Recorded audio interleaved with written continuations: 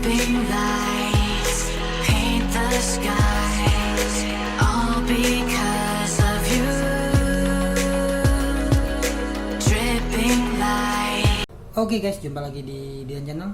Bagaimana kabar kalian semua? Semoga semua dalam keadaan sehat. Dan bagi kalian masih ngebit, semoga mendapatkan hasil yang maksimal. Oke, di sini gua akan ngebahas masalah notifikasi yang masuk ke dalam akun gua dari Grab itu berdasarkan notifikasinya sebagai berikut. Oke, di sini notifikasinya adalah mengenai yang pertama itu pengisian form kesehatan dan kebersihan yang wajib mitra isi setiap hari sebelum mulai berkendara. Kemudian yang kedua ini layanan Grab Protect hanya untuk mitra yang terpilih berupa pemasangan partisi, pembagian COVID kit, pembersihan kendaraan secara rutin. Kemudian yang ketiga pengecekan kesehatan fisik mitra secara rutin di beberapa lokasi yang ditentukan. Kemudian yang terakhir ini fitur verifikasi wajah atau selfie setelah perjalanan per trip berakhir atau hanya trip atau perjalanan tertentu, dan durasi masa verifikasinya itu kurang lebih sekitar 15 menit. Oke, di sini gua akan membahas yang pertama mengenai pengisian form pertanyaan kesehatan dan kebersihan yang wajib mitra isi setiap hari. Dan ini menurut gue ini kita atau gue ini sangat setuju sekali dengan adanya pengisian pernyataan kesehatan dan kebersihan ini, karena kita ini secara tidak langsung ini mendukung program pemerintah untuk menekan angka penyebaran COVID-19, dan ini menurut gue sangat bagus sekali. Kita dianjurkan setiap hari itu menjaga kebersihan dan kesehatan diri kita sendiri. Kemudian yang kedua adalah layanan Grab Protect hanya untuk mitra terpilih berupa pemasangan partisi dan pembagian COVID kit, pembersihan kendaraan secara rutin. Kalau yang nomor 2 ini menurut gue ini gue kurang setuju sekali, apalagi dengan adanya peluncuran layanan Grab Protect ini.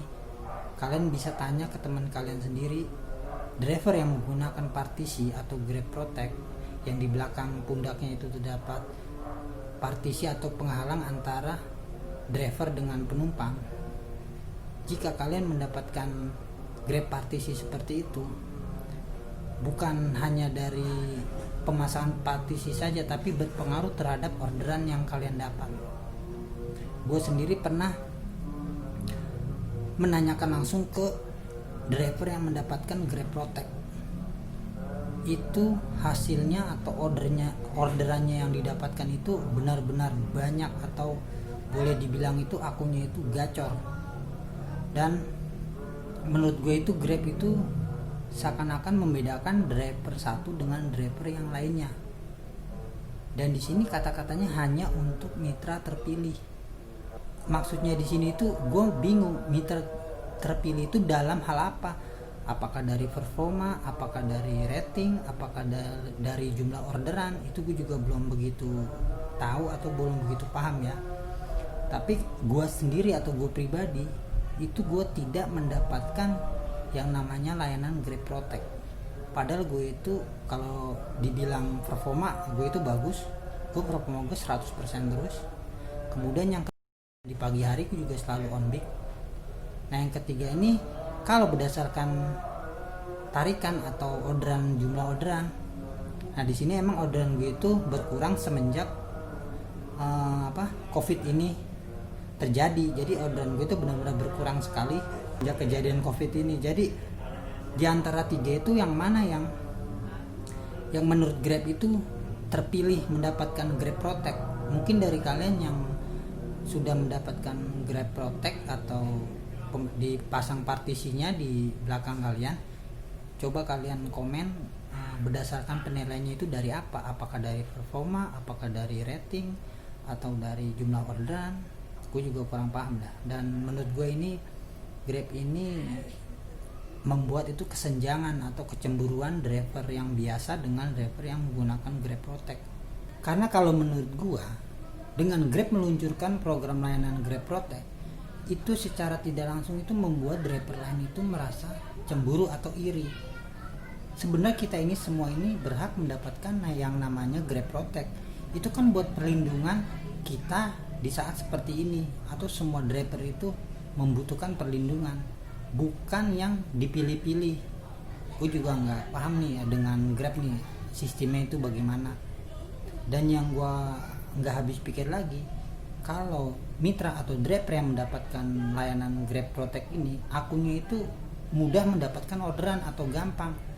Dan ini udah terbukti, gue nanya sendiri sama teman gue yang menggunakan atau mendapatkan layanan Grab Protect ini. Ya memang sih minusnya atau kekurangannya ini kadang-kadang penjemputannya itu agak jauh dari lokasi mereka. Ya mungkin sekitar 1-2 kilo. Tapi itu menurut gue nggak masalah juga kok, selagi misalnya diberikan order terus.